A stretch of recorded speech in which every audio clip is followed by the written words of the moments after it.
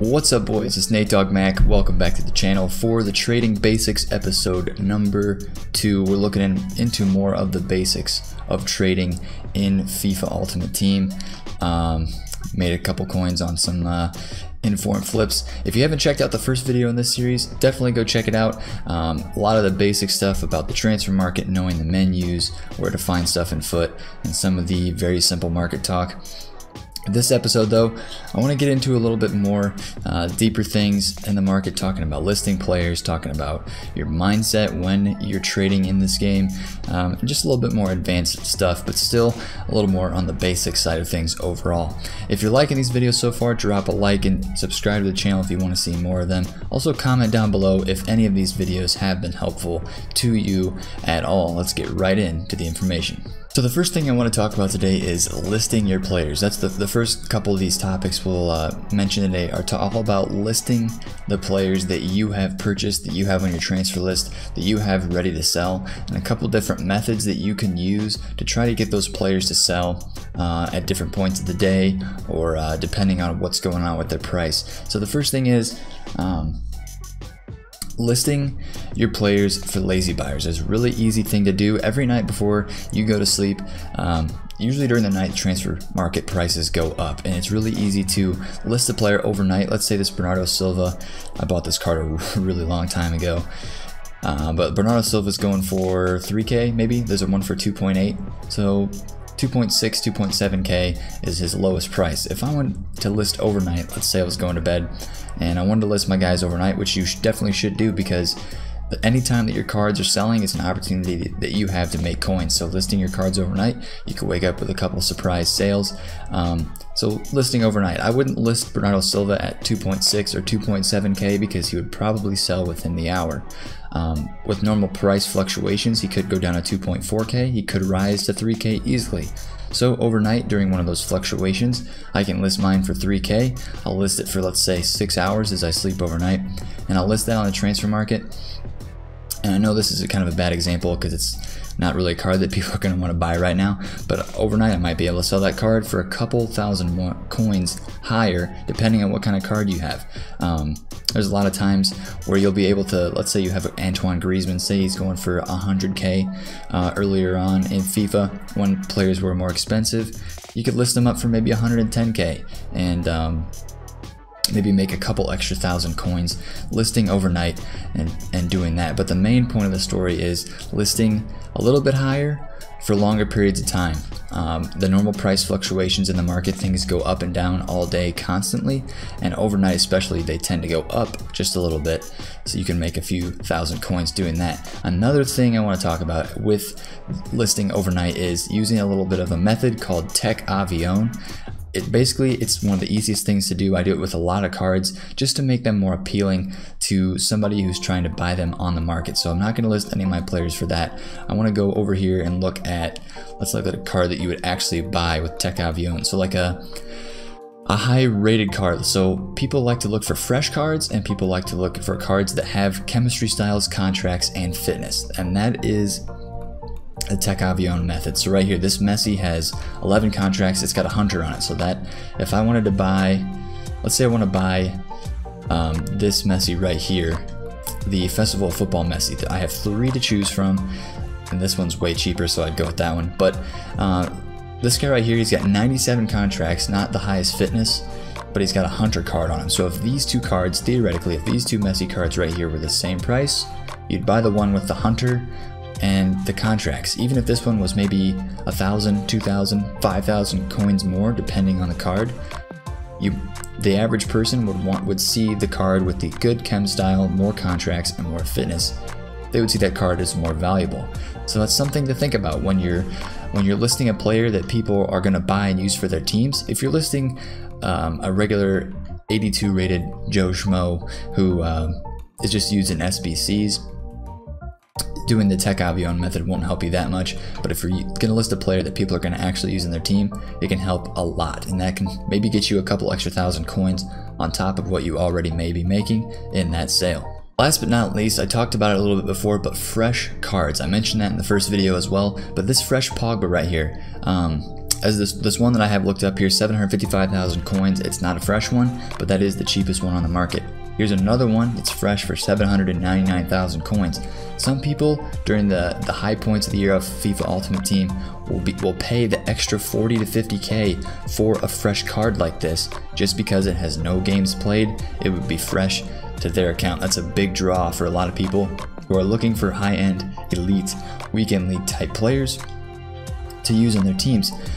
So that's another thing to think about. So lazy buyers, overnight listing, Tech Avion method using contracts, fitness, and chemistry styles, along with correct position changes to get a little extra coins, and then fresh cards. Those are 3 big ways how you can list your cards and make a little bit extra profit on top of what you already may be making. The next thing I want to talk about is another thing that's kind of numbers based along with listing your players, but this is something you always have to keep in mind when you're trading in FIFA.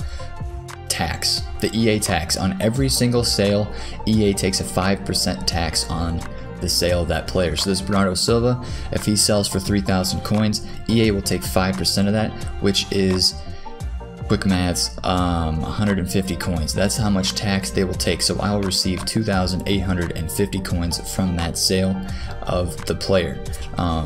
That's one thing that you have to calculate when you're gonna do some trading, quick flips. If you buy, let's say you buy this gold card right here for 400, 500 coins, and you want to sell them for 600, you're not going to make a lot of profit, but you'll just come out in the green. So you have to think about when a card's selling for something, and when you're bidding on a card trying to do a quick flip. Like this guy looks like he's going for maybe 1,000. Looks like 1,000, and I just want to sell him right away, so I'm just gonna put him up here at 900 coins. Let's say I bought him for 400 though, so I would do 900 coins times the 5%, and then I would be able to subtract the tax and my buy price to find out the after-tax profit. And that's one thing that I think is overlooked a lot on FIFA. People like to calculate their profit, but they don't calculate in tax. And the tax, while it may not be shown on the transfer profit leaderboards input, it will show up in your coin total, because as I said with the Bernardo Silva, I'll sell him for 3,000 coins, but I'll only get 2,850 coins into my coin balance. But all 3,000 will go to your transfer profit.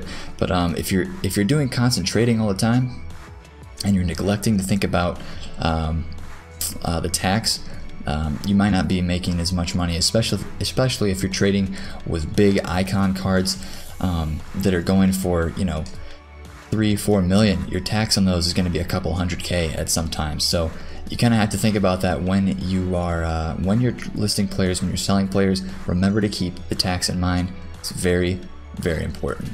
The last thing I want to move on to in this trading basics video, episode number 2, is kind of a mindset thing. It's more of a theory thing, and this is knowing what you're doing with your coin balance and where you're going to put those coins. So right now I have 64,000 coins. This is the end of FIFA, so I mean, I'm not really investing in anything. These are just cards I had on in my club that I was going to sell. Like this guy right here, I'm going to list him for 4K, and if he sells, awesome. If he doesn't, who cares? Because there's no motivation to trade anymore. But that's besides the point. What I want to talk about this last bit is being smart with your coins, knowing what you're going to do with them. So right now I have 64,000 coins. Let's say a new team of the week comes out, and I want to go, let's say last week the team of the week came out. I wanted to go invest in the Wayne Rooney DC United card, which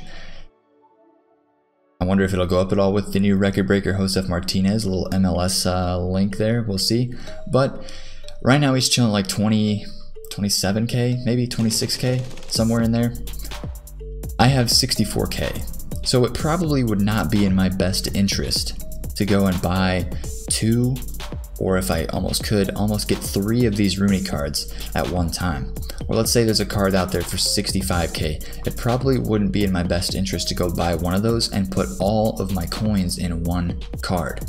That just wouldn't be that smart. You can start to do a little bit more of those things when you have hundreds of thousands and millions of coins. You can dump, you know, a couple 100,000 coins into a card. But when you're in a small budget, and even sometimes the higher budgets too, dumping all of your coins, over 80% of your coins, into one investment is risky. is risky. If there is a lot of risk in that investment, if it's a discard investment and you put 800,000 coins into a discard investment, that's not that risky. But you just have to be smart, and you have to think ahead with what you're doing with your coin total. What I would do with this 64,000 coin balance is I would trade with cards that are 5 to 10k. Like, let's say there was a good investment that I could make on a gold card who was going out of packs early in FIFA Ultimate Team because he was in Team of the Week 1. Let's say 5 to 10k card. Let's say Salah gets an inform and we want to get his 85 rated, whatever his rating is in foot 19.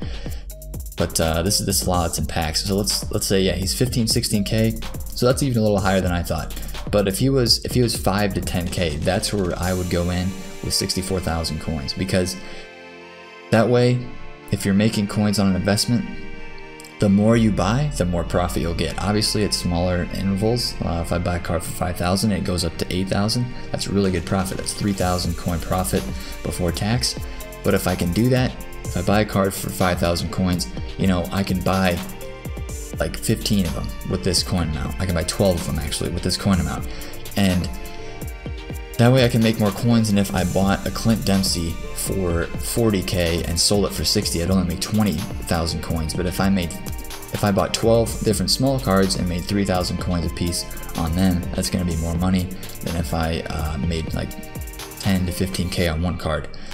So just knowing your coin balance and knowing how you can use that balance is one crucial key to trading in FIFA Ultimate Team, and it's one way you can stay ahead of the game and also minimize your risks of losing money and losing your coins, because coins are precious.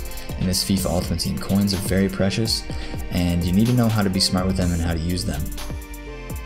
Especially this Zlatan card. Let's see, 56k, 60k would not be a great investment. Even if I thought he was going to go to 80, if he was basically for sure going to go to 80,000 coins after I bought him for 50 or 60, I might even look somewhere else to try to get a smaller investment that I can get more of. Because when you buy in quantity, there's always more room or more chances, more opportunities for profit. So thank you for watching the video, boys. Really appreciate it. If you liked what you saw in this video, leave a thumbs up. That's probably going to be it for this Trading Basics series. I just wanted to cover some of the basics of FIFA Ultimate Team. I'm going to probably put a video out later this week about my final club tour, looking at my final squad and things that I have in the club, and talk about FIFA 18 and its entirety for me. And also a couple FIFA 19 trading videos are going to be coming up soon with trading tips, what to trade with early on in FIFA. I'm excited, boys. I'm doing the research, learning a lot, getting ready for FIFA 19. Thanks for watching. Peace out.